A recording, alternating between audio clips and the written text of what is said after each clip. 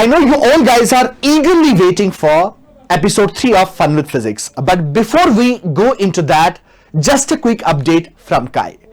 Kai conduct करने जा रहा है scholarship test का phase 2 on 23rd March for all classes 11th, 12th, NEET JEE 1 year batch.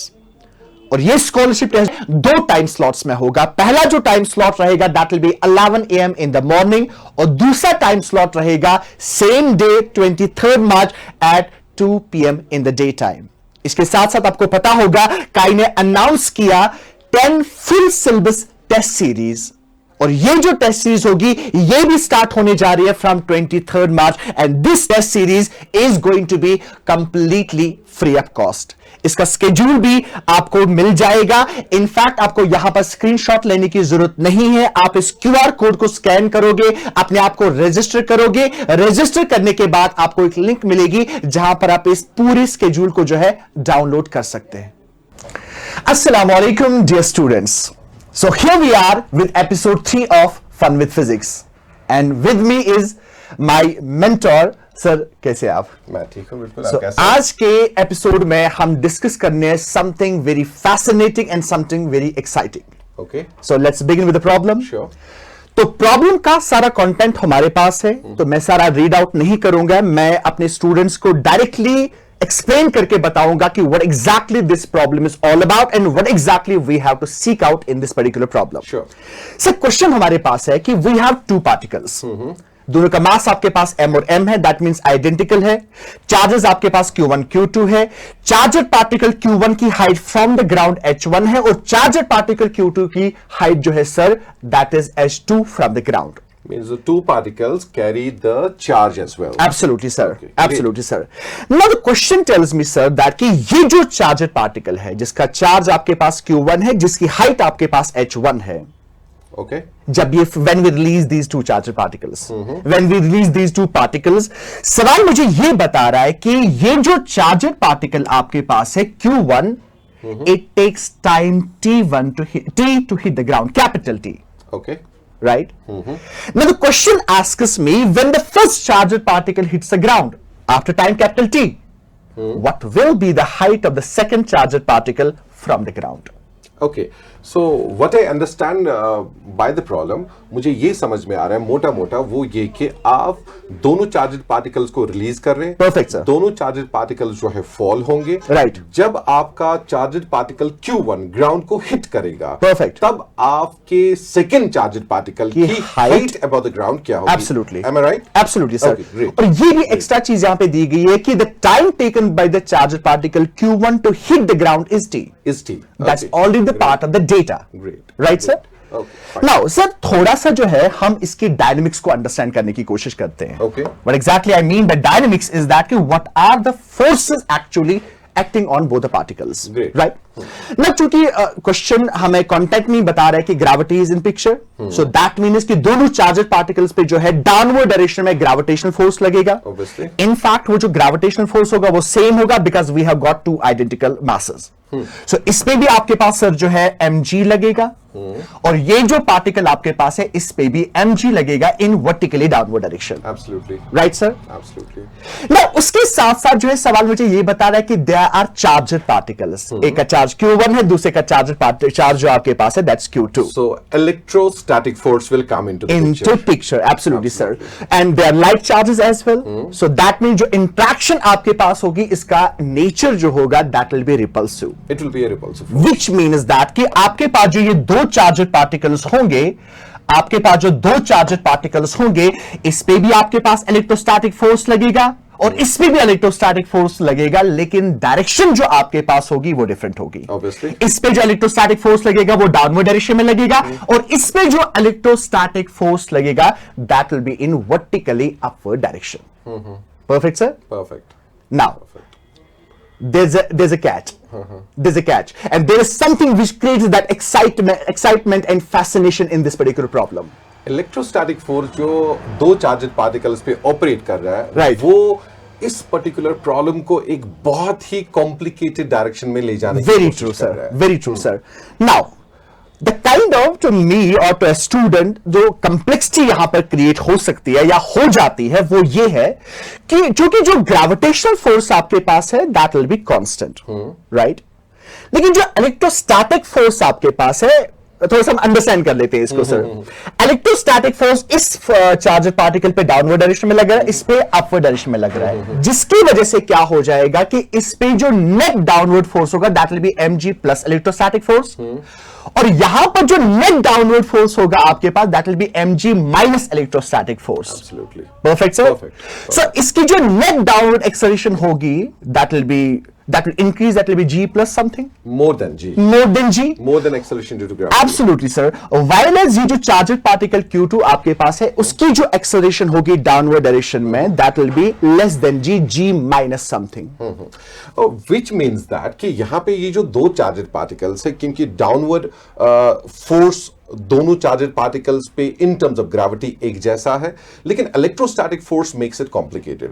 Which means that कि जब ये दो चार्जर पार्टिकल्स फॉल होंगे तो इनके बीच की जो डिस्टेंस है that will never be constant, वो कांस्टेंट नहीं होगी।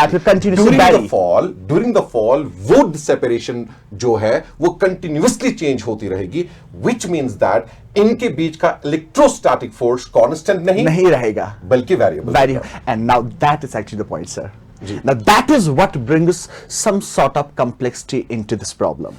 कि आपके पास दो फोर्सेस लग रहे हैं, mg तो कांस्टेंट फोर्स आपके पास है, इलेक्ट्रोस्टैटिक फोर्स जैसे कि आपने बता दिया कि इनके बीच में जो डिस्टेंस है वो कंटिन्यूअसली वैरी करेगी and that will actually change the electrostatic force between them. Absolutely। So we are in a situation sir where we have a force in a system which is varying with time, right? So that means the acceleration force is variable, so will be acceleration, and we know that कि जब physics में हम ऐसे question को deal करते हैं कि जहां पर वेरिएबल एक्सेलरेशन का केस होगा, so that takes us into the calculus। That takes us into the calculus, and calculus is the only way forward to deal with these kind of the questions. But then sir, we all know our students, or in general, not only our students, it gets a little messy when we deal with the calculus। Absolutely। Sir, now I have a question for you। How to avoid the calculus in this particular problem? Okay, done। So आपने इस problem का जो description है वो बहुत ही beautifully दिया। दोनों charged particles नीचे फॉल होंगे लेकिन इनके बीच की जो सेपरेशन है वो चेंज होती रहेगी। जब इन दो पार्टिकल्स के बीच की सेपरेशन चेंज होती होगी, इट सिंपली मींस दैट इनके बीच का इलेक्ट्रोस्टैटिक फोर्स जो है वो वैरी करेगा। So it is a problem of a variable force and a variable acceleration. Perfect, या। नाउ अगर हम इस प्रॉब्लम में कैलकुलस को अवॉइड करना चाहते हैं तो मैं एक छोटा सा थॉट जो है यहां पे इंट्रोड्यूस करूंगा और उसके बाद हम इस प्रॉब्लम को डील करने की कोशिश करेंगे। और हमें हाइट कैलकुलेट करनी है सेकंड पार्टिकल की जब पहला पार्टिकल टाइम t के बाद ग्राउंड को हिट करेगा। Perfect sir. Let's look at this problem like this way. इन दो चार्जड पार्टिकल्स पे फोर्स ऑफ ग्रेविटी लग रहा है, mg बोथ वर्टिकली डाउनवर्ड्स। ये एक्सटर्नल फोर्स है। Perfect, done. परफेक्ट। इन दोनों चार्जड पार्टिकल्स के बीच में एक रिपल्सिव इलेक्ट्रोस्टैटिक फोर्स ऑपरेट कर रहा है। एब्सोल्युटली। लेकिन सिस्टम के कॉन्टेक्स्ट में देखें तो ये इलेक्ट्रोस्टैटिक फोर्स जो है एक्सटर्नल नहीं इंटरनल फोर्स है।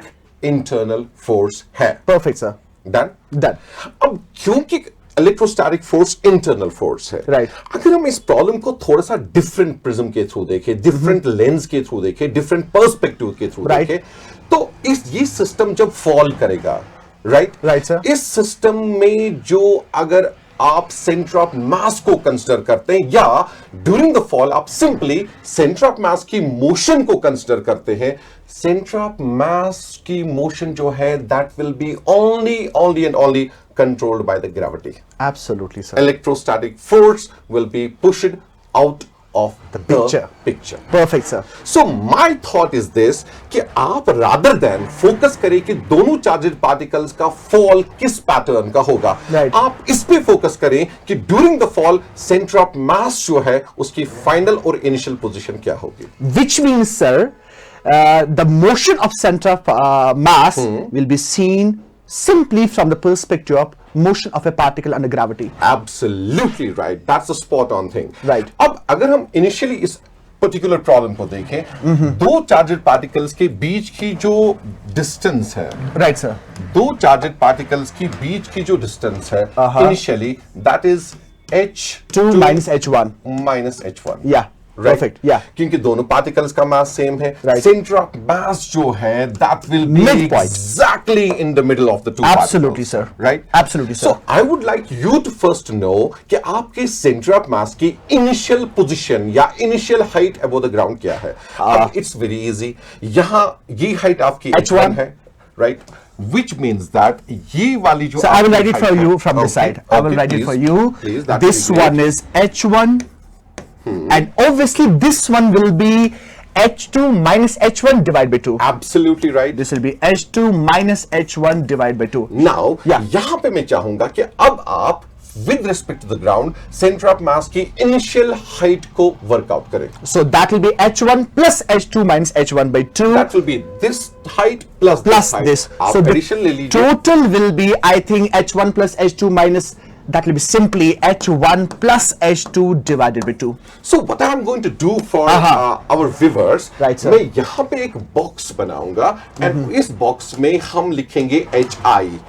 Initial height of the center of mass. Right, sir. And the initial height of the center of mass above the ground is H1 plus H2 divided by 2 upon 2. Right, sir. Done. Perfect. System fall करेगा. Right. Center of mass भी fall करेगा. Perfect. Center of mass पे सिर्फ act करता है force of gravity. Perfect. My curiosity lies in the fact कि आपकी center of mass की final position क्या होगी या final height above the ground क्या होगी. उसके लिए आपको जानना Can I पड़ेगा. put it, sir, before that you continue, you move forward. please. Can I put it like this? What will be the height of center of mass? I will put it like this. Absolutely. After time t. Absolutely right. That's spot on. Because that is the time taken by the first particle to reach ground. Absolutely. तो इस चीज के लिए आपको क्या करना होगा, आपको ये देखना होगा कि सेंटर ऑफ मास किस हाइट के थ्रू फॉल हो रहा है in the time of T. Perfect. Centre of mass ordinary particle है. Right. स्टार्ट करता है zero initial Initial velocity velocity zero, because we are releasing it. Absolutely. किस height से फॉल होगा? आई right HF. HF. Height through which the center of mass falls. हाँ, kinematical equation UT plus half of GT square. Initial velocity zero. So it will be 1/2 of G, the acceleration due to gravity. Perfect. Square of the time. Because that's a time. Perfect. Yeah. That. Perfect. Which means that आपको center of mass की initial height पता. Right. आपको center of mass के case में वो height पता जिसके through fall हो रहा है. Let's So, assume it is somewhere here. Absolutely. Let's This is assume. initial height. This is final height of center of mass. This is going to be half of GT square. This is going to be the half of GT Half square. of, it's capital T, I suppose. Yeah. It's capital T. Half of GT square. Yeah. GT square. Perfect, So sir. which means that आपके center of mass की जो final height above the surface of earth होगी, that will be, I write it like this way, H final of the center of mass. Right. It will be equal to initial height of the center of mass. Perfect. Minus the Distance traveled by the center of mass in capital time T. in a time of t. Right. इसको थोड़ा सा simplify आप करेंगे, so it will be H1, that will be plus H2 Two. upon 2, then minus, that is half of GT square, right? Perfect, Which sir. means that it is simply equal to H1 plus H2 Minus GT square of the time Whole divided by 2. divided by 2. ये आपकी center of mass की final height होगी. From the ground when the first particle hits the ground. Absolutely. Perfect, अब मैं यहां पे चाहूंगा आप नई कॉन्फ़िगरेशन को जो है डिपिक्ट करें थ्रू अ फिगर. Right. यानी जो सेंटर ऑफ मास की फाइनल हाइट है, चार्जेड पार्टिकल ग्राउंड को हिट कर चुका Right. है, Q1 Right. पर्टिकुलरली. Right. तो इसको जो है हम एक फिगर के थ्रू थोड़ा सा डिस्क्राइब करने की कोशिश करेंगे ताकि एक बेटर सेंस मिले कि फाइनल पिक्चर इस पर्टिकुलर सिस्टम की कैसे For sure, होगी. sir. For sure, Okay? sir. Please. Do that. Now, let's talk about the initial state of the system. It was like Let's this. talk about final state directly. We'll go to the final state then. Directly, That will yes. give a comparative picture. Absolutely. But initially, this was M, Q2, right? Yeah. This was M, Q1, Absolutely. right? This was the ground. This was the height of the first particle from the ground. Initially, it was, I suppose, H1, and this was the initial height of Q2 from the ground. This was H2, and as you said, the center of mass will lie midway between the two particles. Center of mass was initially here. I will write as CM. Let me put subscript I, right? And this was at a height of H1 plus H2 upon 2. Yeah, it was H1 plus H2 divided by perfect. Perfect. Let's draw the final picture. Absolutely. So from there, the system evolved to this particular state finally, right? So, I will draw it for you. Yeah, do it. ठीक है. So ये आपका charged particle, it's hitting the Q1, ground. ठीक है. Right. यहाँ पे कहीं पे center of mass, जिसकी final height जो है that is h1 plus h2 minus gt g squared and the square of time divided by 2. whole divided by 2. Perfect. Right. And Q2 will be somewhere here. Now Q2. here is something very important. Right, sir. क्योंकि center of mass जो है इन दो particles के हमेशा mid point पे रहेगा. Right. Right? Right. Two particles are identical, so Perfect. center of mass, irrespective of any condition, is going to be in the middle of the two. Perfect, right? sir. Because of the conditions of the problem. Perfect, sir. इसका मतलब ये हुआ कि जब हम ये कहते हैं final height of center of mass is given by this thing. Perfect, sir. इसका मतलब ये हुआ कि particle Q1 जो है इस center of mass से कितनी दूरी पे? H1 plus at the same H2 minus distance. gt squared divided by 2. क्योंकि distance of another particle is should also be same, यानी center of mass से लेके height up to the charged particle Q2 will exactly be same. Same. हमें evaluate क्या करना था? What will be the height of second charged When the particle? first particle hits the ground. Right? So first particle, second particle की height above the ground उतनी ही है जितनी Q1 और Q2 के बीच में distance Perfect. है. And Q1 और Q2 के बीच में distance है this distance plus this distance, Right. which means आपकी जो center of mass की final height है, which is H1 plus H2 minus G and the square of the time upon 2. Two. You have to simply multiply it with the Two. 2. Absolutely. So which means that H2 की जो final height है That is this one. Absolutely. That will be this particular height, यानी इस वाली height को आपने simply multiply 2 से करना है. You understand that multiply 2 से कीजिए, denominator में 2 है. Finally, you will end up with H1 plus H2 minus gt squared. square of the t.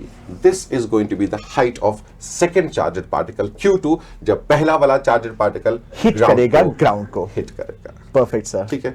And with the help of this, introducing the concept of center of mass, what you are able to achieve, आपने सारा calculus जो है वो bypass कर दिया. Absolutely. Before we wind up, Right, before sir. we finish, two things come to my mind. Right, sir? ठीक है.